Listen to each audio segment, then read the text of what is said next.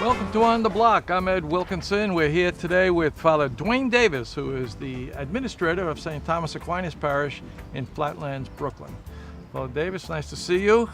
I know you do a lot of work with young African-American teens and youth, don't you? I do, yes. Yeah. Programs like Kujenga, and there's a leadership program that you began the ambassador yourself. program that began 8 years ago. Before we talk about that, though, I want to get into your own personal story. You were not born into the Catholic faith. You're what we say is a convert, right? Yeah. Tell us a little bit about, first of all, your parents. Your father's a deacon in another church. Yeah, my father's a deacon in a Pentecostal church. Actually, he's a deacon not too far away from my St. Thomas Aquinas and Ramson Street here in Brooklyn. And my father was Pentecostal and my mother was from the Baptist church. But I knew from, I guess I call my conversion story kind of the milk story. I was 10 and I was going to the store to buy milk one Sunday morning, and this wonderful lady met me, and she was going to church, and she was just talking to me about her own church and invited me. And so she invited me to the church the following week, and I really never left. This was in the West Indies, though, right? This was in Jamaica, West Indies. You were born in Jamaica. I was born in Jamaica, yeah. I moved to the United States to Jamaica Queens when I was 12. Yeah. Is the Catholic Church a big presence in Jamaica? In terms of social justice, yes. But the Catholic population in Jamaica is not very big. Tell us a little bit about that experience of going to the Catholic Church in Jamaica. Did she need to twist your arm, pull you along with you? How did she get you to come? Well, at the time, my younger brothers and sisters, even my cousins, weren't even really going to church. So when I went and visited, my mother thought it was a real good thing that I was at least going. She thought it was a phase and I would get out of that phase at some point. But I felt so welcome there. And I think it was mostly the social justice that really kind of drew me in. The corporate works of mercy being done well. Was important to me, and the sisters there kind of took me in almost as if their son, and I'm still in touch with those sisters to this day. But they really took me in, and they really kind of showed me the faith, and I felt really at home from day one. What kind of work were they doing that really impressed you? Feeding the poor, taking care of the people in the neighborhood, housing the homeless. So that was very important and crucial to them. And so I saw the corporate works of mercy lived out Sunday after Sunday. There was never a person that was ever in need that was ever turned away. In fact, the priest that I believe is the reason why I'm a priest today, Father Louis Grenier, no one ever came to him and ever got turned away.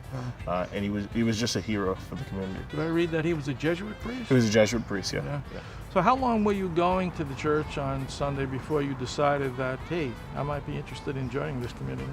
Actually, I think I probably recognized pretty quickly, maybe within 6 months, and so then I started to go to Sunday school. The Sunday school in Jamaica is an important part of church, no matter what church you go to. There was always time for Sunday school for both young people and adults, and then after Sunday school, you went to church, whether it be the church service or the mass. So I started going to Sunday school, so I was beginning to learn the faith and made a lot of friends through Sunday school. You were going to public school down there in Jamaica? So I went to public school in Jamaica, and then in 6th grade we take a test, and that test determines where you go to high school, because high school starts for us at 7th grade. And so after taking that test, I went for a Catholic school, which was actually close to Father Grenier. He had 4 churches, and so it was one of those churches that had a high school that I went to. But then I migrated to the United States, and I actually went to a public junior high school in Holzone Park, and then public school, Hillcrest High School, in Queens. Family decided to come here? My dad was already living here for at least 12 years prior to that. And so then he took his children up, and my mom came later on as well. So it was an opportunity for us to kind of move on and kind of develop, I guess, in a real sense. So my father wanted us to be closer to him. Sure. What was that transition? Was that a tough transition to come from an island culture and coming up to an all-urban setting here? Well, definitely. It was at first difficult. I know when I went to Ozone Park to Elizabeth Blackwell Middle School, it was kind of hard because the kids didn't really sound like me. Even though I speak English, but I had an accent. And that was probably the highlight for them, that I always had an accent. So it was kind of hard to fit in. Even though it's very interesting that my two best friends to this day were friends that I met in junior high school who came to high school with me. And in fact, when I was in Florida recently, I met up with one of them and their husband. So at what point did you decide that being a Catholic wasn't enough for you, but you thought that maybe you might be a priest, take a leadership role in this church? Well, I think at the time, right before I came to the United States, our parish priest at the time, Father Louis Grenier, preached a homily about Judgment Day. If God was to come today, would you be ready and willing to answer the questions from Matthew 25:30 and following, which would simply mean, when was I hungry and you gave me food? And so he asked us the question, if Jesus was come today, would we be ready to answer all those questions on a positive note? And he said, if we weren't ready, then we need to look in our life and see what it is that we're not doing, that we should be doing. And so that I kind of went home with that, and it really bothered me for about a week or so. And then I think right after that, I realized that one of the things that I wanted to do was to help to build up God's kingdom, and to bring people closer to Christ, because I wouldn't want anybody to be lost to hell. Well, that's a pretty mature way of looking at things. I mean, you were still very young when you were back then, right? And by the way, I mean, we're on a very hot day here. I mean, does the weather here remind you of the island of Jamaica at all? I mean, it's so warm here today. Well, definitely the summertime does remind me of Jamaica, even though it is not as much breeze. But when you come here, and this thought was in your mind, but you didn't go into any kind of a seminary system here. I'm going to take a quick break before we get into that, because I want to talk a little bit more about that at length. So just stay right there, and you stay right where you are, because we're going to come right back with Father Dwayne Davis. Welcome back to On the Block. We're talking today with Father Dwayne Davis.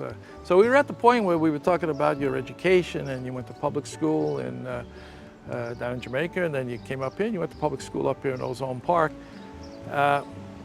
At what point did you decide to actually enter into some kind of a formal situation, formal training for the priesthood? You went to the college seminary, I guess, right? Yeah, so I went to high school at Hillcrest High School, and I had a couple of girlfriends. Even had a Muslim girlfriend at one point. Well, didn't last too long, but I think it was my junior year that I decided that it was time for me to actually look seriously as to what I want to do. And I knew the nagging of the priesthood was kind of there. And I knew I needed to at least maybe try it and hope that it wasn't for me. In fact, there was a girl that I was talking to at the time that I thought maybe would have been my wife. But I knew I needed to do something about it. I needed to at least try it out. And so I entered the seminary hoping that it wasn't for me. So I applied to one college, because my father didn't want me to go to Texas. I wanted to actually go to Texas to school. But I applied to one college, and I said, you know, Lord, if I get into St. John's, then I will go to the seminary. And so I applied to St. John's, I got in, and I went to seminary for the first year, hoping that maybe it wasn't going to be for me. And even my family thought it was a phase, you know, that once I realized that I can't get married and have kids, I would leave. But thank God that wasn't a part of his plan.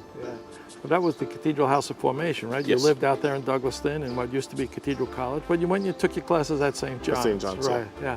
And so your family wasn't totally excited about this idea, and they were hoping that maybe you would change your mind along the way. As you became firmer in your resolve, how did they react to that? Well, my grandmother always took to it. My grandmother always kind of, wanted me, thought I would be a good priest, and even though she was a Baptist herself, my family, I think they still think that, maybe I would not have considered the priesthood, or I would leave at some point. Because even so often, my family asks me, when am I going to have kids? Or, or my dad will say, I want grandkids. And I'm like, well, I'm a priest now, so that's not going to happen. Do you have siblings? I do. I do have 7 brothers and sisters. Oh. Yeah, so I come from a pretty big family. So he's got grandkids, right? He does have. We do have some nieces and nephews, so he does have some grandkids. But I guess he wants more. What did your girlfriend say to you? Did she think you were crazy? At the time, yeah, she thought I was crazy that I was even thinking about priesthood. That wasn't really something that most people even think about or talked about. And even most of my friends thought I was kind of crazy. Was there anybody here that inspired you? I mean, did you go talk to any priests here in the diocese about, what you intended to do? What did they say to you? So once I decided that I needed to kind of give this a try, I actually went to talk to Father Caleb Buchanan at the time. and he was kind of the one that became like a mentor for me. So it kind of came from the Jesuit experience with Father Louis Grenier, and then Father Caleb kind of was my mentor growing up here in the States. Was it a tough transition for you to go from a public high school into a Catholic seminary setting like that? I don't think so. I was always very religious, and religion was very big, an important part of it for me. And even when at St. Joseph in Jamaica Queens, I was the youth minister at the time. I was leading youth group and stuff. So I was already very involved in youth ministry and the Catholic Church itself. Because as a convert, for me, it was all about trying to learn as much as I can about the faith. So you have the communal aspect because you're living in Douglaston with the other guys who are thinking about priesthood also, but you go to St. John's University during the day, and that's not a lot of people who are thinking about priesthood. Is that a distraction for you? How do you keep you focused during those years? Well, it definitely was a distraction because you got an opportunity to see, some different possibilities. But I think I was more focused on my schoolwork and really focused on. At that point, I really believed that the Lord was calling me to priesthood. And so the friends that I had in the seminary kind of helped me to kind of be a little bit more focused and even through spiritual direction. So you graduate from St. John's University and you have your bachelor's degree, and now you got to make a bigger decision, to go on to the theologate, which was, I guess, was at Immaculate Conception in Huntington at the time? Yeah. Is that a tough decision to make, or were you firm in your decision at that point? Well, it wasn't really a tough decision to make, even though my parents kind of wanted. Were they getting used to it? They were getting somewhat used to it, but they wanted to make sure that this is really what I want. And I still remember my father the first day moving me into Huntington saying to me, "Not because you're going to be a priest, it doesn't mean you're going to heaven." And it's something that really I wrestle with from time to time. Yeah. That's really been a part of even my own meditation. But I knew I needed to make the next step. By that time, I really felt that the Lord was truly calling me. Were there other people of color in the seminary at the time that you were there, and is that a problem for you? I don't think it was a problem for me. There were a good amount of guys that were of color, most of them from Africa. So they have kind of a different experience. But there were other guys of color in the seminary. And how did you find this National Association of Black Seminarians? Well, I heard about it through one of my priest friends, and I kind of gave it a shot. And then they asked me to be the vice president, and then became the president. And so it was really also a good opportunity for me to kind of network within the Black Catholic community. Is that more of a support group for yourselves, or do you do things? What do they do? Well, it is both a support group for each other, but also we try to get involved in social justice issues and other issues that come from the National Black Catholic Clergy Caucus. How do you stay in touch with the local community, the local church, during those years in Huntington? Do you get experience in parishes? Well, definitely. I was very involved in the Vicariate of Black Catholic Concerns. Then it was the Office of Black Ministry, so I was very involved in that. And Father Caleb always got me involved in some of the ministries that he was doing. So it was very good to be a part of the community. And then I went on a pastoral year, Our Lady of Grace in Gravesend, Brooklyn. And I have to say, that's the reason why I'm a priest today. Our Lady of Grace in Gravesend, Brooklyn. A nice little Italian parish. Yeah, it's not a black parish, right? But the people were so loving. They loved me, and they really showed me what love was. And at the end of my 9 months there, I wanted the bishop to come and ordain me right there and leave me there for the rest of my life. I was really in love with those people. Is it a difficult decision for a black man to make? Because, I mean, most blacks are not Catholics, and even in this diocese, I think only about 10% of the diocese are really black Catholics. So, I mean, do you feel like a little left out sometimes? I would say no.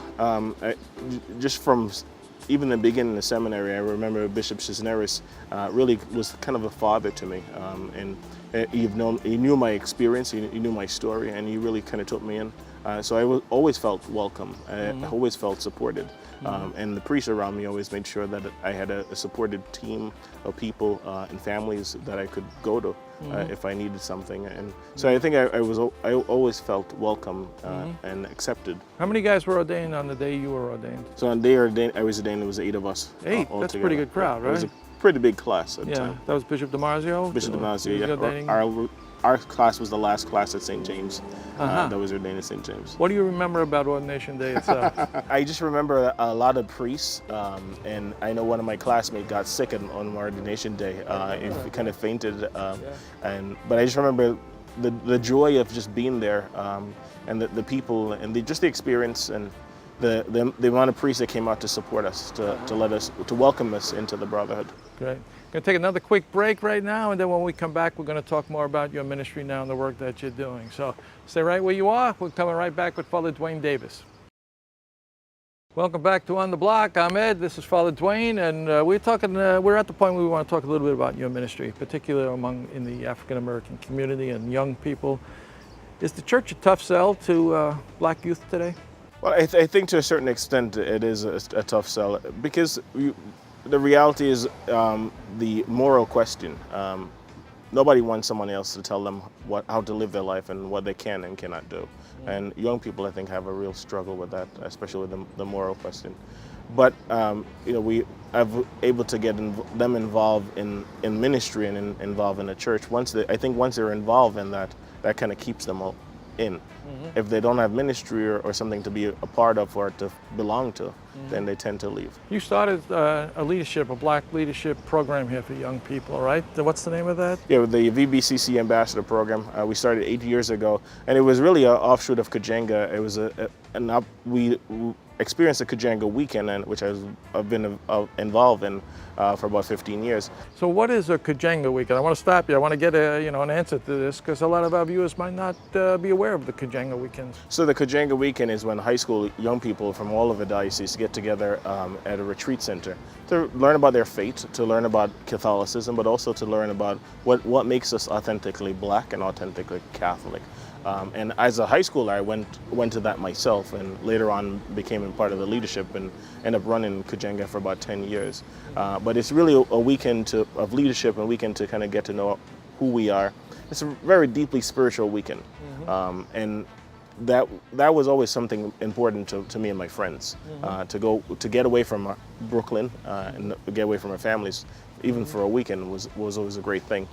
And then the spirituality part of it was something that we hunger for each summer. And the Ambassador Program morphed out of that, right? Yeah, so the Ambassador Program 8 years ago started out of that to kind of have a continuation, but also to focus on leadership, because we know that our young people want to be leaders in the church, and that young people want to get involved. So it was always about focusing on leadership in the church, but also how we prepare them to be ready for college, how we prepare them to be ready for life itself, and to even continue that spiritual quest. So this past summer you took a group of young black Catholics from, I guess were they from the Ambassador Program? They were from the Ambassador You went Program. down to Orlando for the Black Catholic Congress. What was that experience like? So 25 of us was able to go to the National Black Catholic Congress, and it was really a great experience for them to see the church in the United States. Over 2,000 people that was gathered in the United States, and I think there was about 200 young people from all over the country. And so they were able to see other young people that are just like themselves, and to be able to share their faith and their experience in their own parishes. What special gifts do you think the African American community brings to the church? I mean, certainly the liturgies are much more lively than I'm used to going to, but what are the special gifts that you bring? Well, I think the gift that African Americans bring to the church is a holistic approach, and holistic meaning that we don't just celebrate or worship. We worship with everything, with the movements, the rhythmic movements, the dance, and it's kind of a soul food, so to speak. So it's about everything, encompassing all of who we are, and I think authentically we have so much gifts that we can present to the church, especially as young people and as a people of color. But also helps the church in diversity, which is important. You mentioned liturgical dance. Talk a little bit about how dance fits into the liturgy, and it seems to be really, an integral part of the Black liturgy, isn't it?